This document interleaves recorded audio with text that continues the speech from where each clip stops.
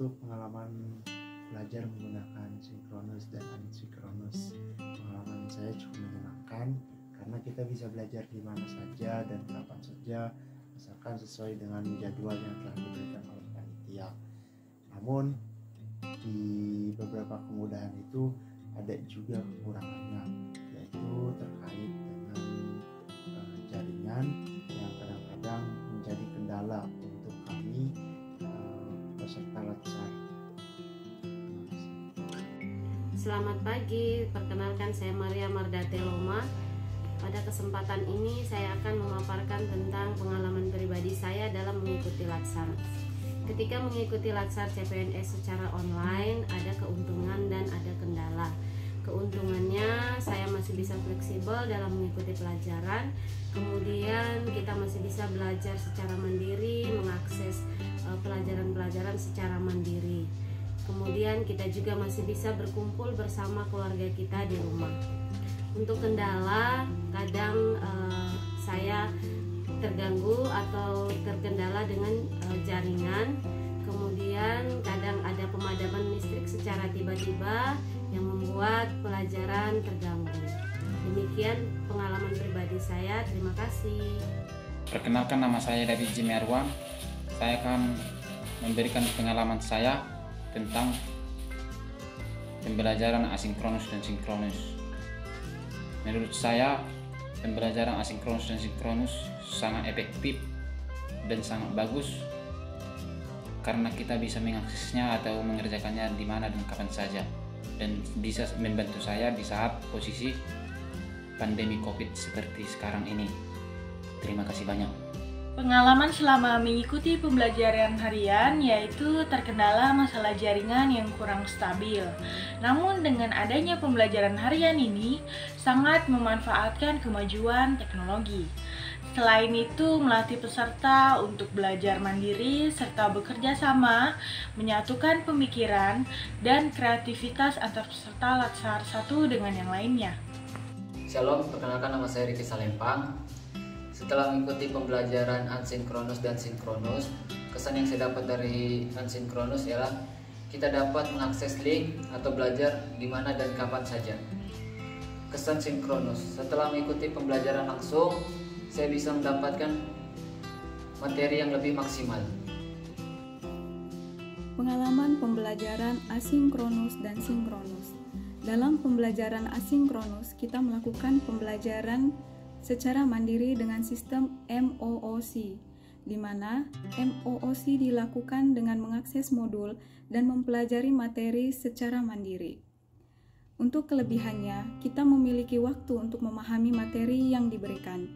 Kita dapat belajar kapan saja saat ada waktu luang.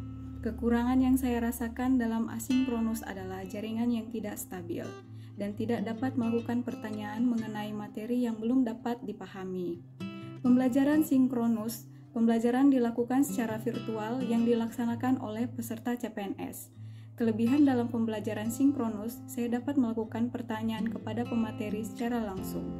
Namun, ada juga kekurangan dalam pembelajaran sinkronus, yaitu jaringan internet yang tidak stabil dan suara pemateri yang tiba-tiba hilang. Terima kasih. Assalamualaikum warahmatullahi wabarakatuh. Menurut saya, pembelajaran sinkronus dapat berjalan dengan baik. Juga pembelajaran yang mendorong kita untuk mandiri, lebih komunikatif dan interaktif. Juga dengan penyampaian materi yang sudah sangat jelas dan rinci, mudah dipahami juga. Halo, perkenalkan nama saya Revi Amanda Laksana Putri. Menurut saya, dalam pembelajaran sinkronus memiliki kelebihan, yaitu belajar lebih semangat dan respon langsung antara pengajar dan peserta. Namun, ada juga kekurangannya, yaitu tidak semua peserta memiliki jaringan yang stabil dan laptop yang memadai. Selanjutnya, pembelajaran asinkronus memiliki kelebihan, yaitu peserta bisa mengatur waktu belajar sendiri dan lebih hemat kuota internet. Namun ada kekurangan juga, yaitu lebih bosan karena mempelajari materi sendiri dan peserta sering menunda mengerjakan tugas. Terima kasih. Metode pembelajaran harian sangat menyenangkan karena di situ kita dapat berinovasi, kita dapat saling diskusi antar anggota kelompok. Kemudian daripada itu kita juga dapat lebih saling mengenal dengan anggota kelompok yang lainnya.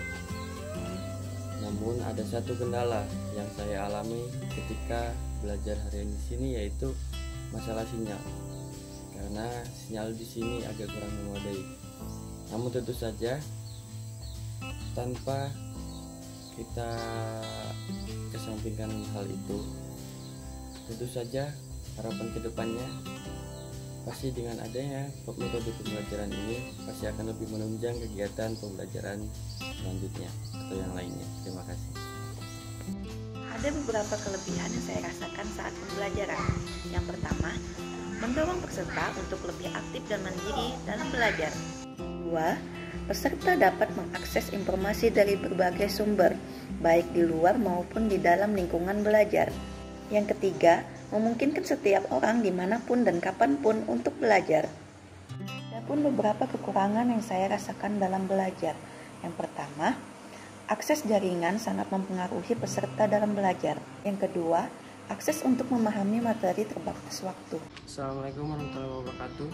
Kali ini saya akan menceritakan pengalaman saya belajar dengan menggunakan metode asinkronos dan sinkronos pada LATSAT CPNS tahun 2022. Pada metode asinkronos, kita lebih diajarkan untuk belajar mandiri dengan menggunakan modul-modul dan video-video yang telah disediakan oleh narasumber. Sedangkan metode sinkronos, kita diarahkan oleh panitia dan narasumber untuk bergabung dalam satu ruangan menggunakan aplikasi Zoom, dan di situ kita dapat berinteraksi langsung dengan peserta yang lain dan juga para narasumber. Kekurangan dan kelebihan metode asinkronos adalah kekurangannya kita tidak dapat berinteraksi langsung dengan para narasumber dan kita harus memahami materi tersebut dengan sendiri. Kelebihannya, kita bisa membuka materi tersebut dimanapun dan kapanpun kita mau. Kekurangan metode sinkronos, kekurangannya adalah kita disatukan dalam satu waktu yang sama untuk saling berdiskusi dan bertukar pikiran. Kelebihannya, kita bisa berinteraksi langsung dengan narasumber dan peserta lainnya untuk berdiskusi.